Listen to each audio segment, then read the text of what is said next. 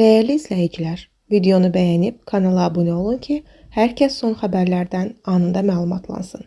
Reper Elşad Xosi həyat yoldaşı Lətifə ilə paylaşım edib. Xəbər verilir ki, sənətçi məkanlarından birində çəkilən fotolarını sosial şəbəkədə paylaşıb. Qeyd edək ki, bu Elşad Xosinin ikinci evliliyidir.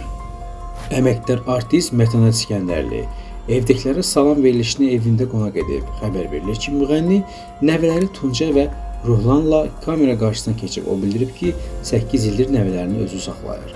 Onlar üçün hər şərait yaradıram. Tək istəyim odur ki, oxuyub savadlı olsunlar. Ana, ata, nənə və baba həmişə adamın yanında olmur. Kərim və nəvələrim bir evdə yaşayırıq. Evimin yanında Kərim üçün ev almışam. Hazır olanda ailəsi ilə ora köçəcək. Mən isə nəvələrimlə bu evdə qalacağam.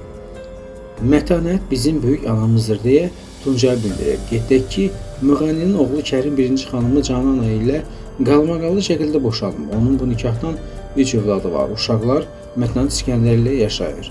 Kərim ikinci dəfə ailə qurub və bu nikahdan da bir oğlu var.